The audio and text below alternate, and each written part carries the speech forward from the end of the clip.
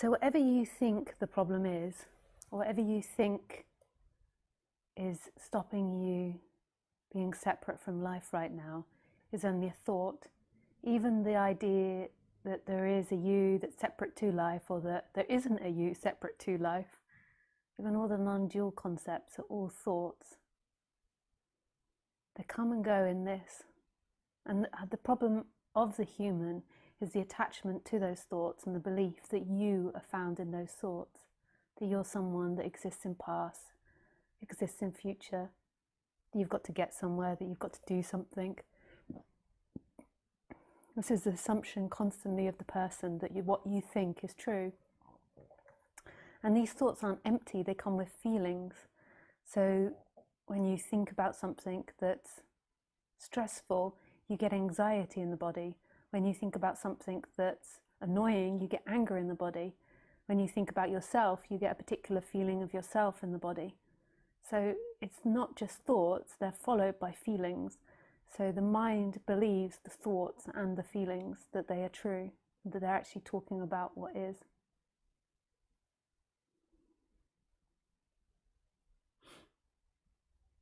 So it's actually no different. Whatever someone does, so whether they a mass murderer, a saint, they do something really beautiful, it all comes from the same source.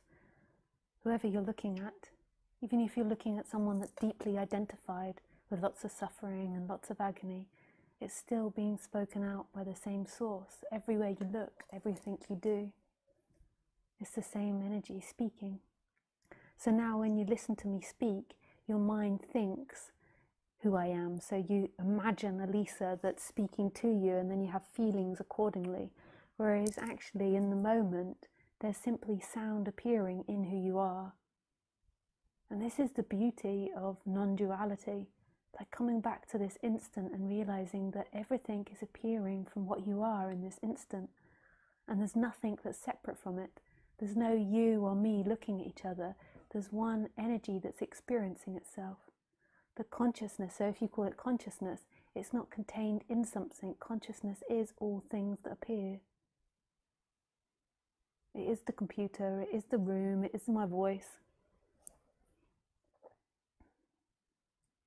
It is the light. It is everything that's appearing now. And that's you. Not you as a person, not you as an image or a thought or an idea, but you as everything. So whatever happens, there is no darkness and light, there is no goodness and bad, there's only what's happening. And what's happening is free.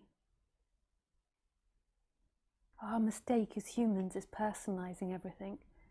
Our mistake is thinking that they did it, and then we see a separate entity, or that I did it. Whereas there is no separate entity, there is only what's happening, right here, right now. And that's free.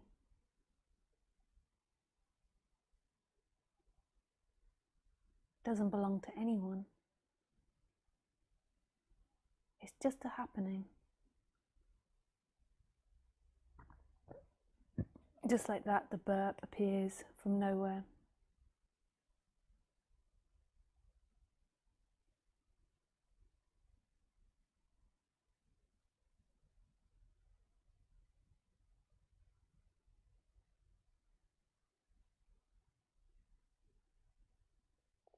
And it can seem really cold, this, because it's kind of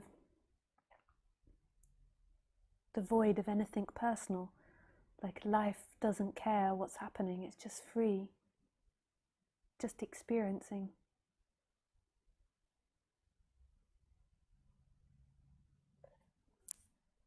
It's also absolute forgiveness, because who chooses to do something? Like who chooses to commit the crime, or who chooses to do the heroic action? There is nobody that chooses. There is only what is happening, appearing out of no place. So you believe that you've made choices and that you've made mistakes, but you never chose. It's a simply happening. You couldn't help what you did. It couldn't have been any other way. And the same with the other person. And this is often why we don't like this, because we believe it's our job to save ourselves from other people. And if we don't understand other people's bad intentions, then we can't save ourselves from it.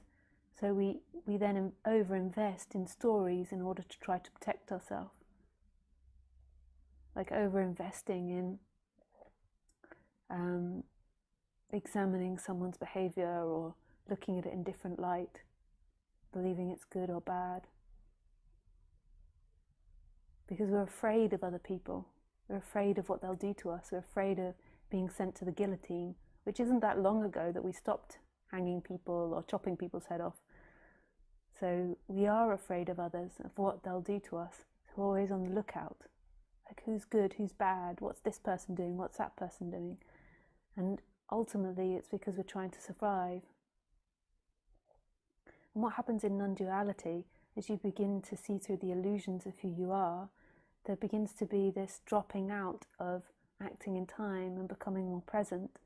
And then the actions are just appearing from nowhere. It's not actually appearing from someone. So even though you can say, oh, I did this because I like eating bananas, and so therefore I bought 100 bananas off the internet for 10 euros, and that's why I did it. Actually, that's not why you did it. You did it because it's what's happening. There was these impulses appearing from nowhere. That's so deep. I know that sounds really silly to say that's so deep, but that's so profound. We listen to it in non-duality like it's nothing. But there's no one that acts. Life is just a happening. And I believe that as there's a letting go from doership and this sense of self, then what happens is life takes over and life chooses how to act. It's not logical, it's not something you think about. It's happening in this moment. There is an impulse in this moment to move, to do something. And you know what you should and shouldn't do on the bodily level, but you're often in war with your mind, with what the mind says and what you think you should be, or you think you should do. So choice. So making choices is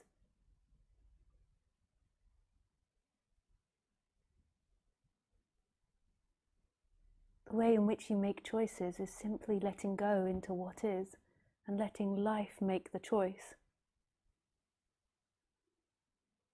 Like the assumption that it's your choice and that you've got to direct your life is an assumption. Like, who is this I that's got to direct their life? And where are they directing it to? It's really coming down to this flow that's happening right now.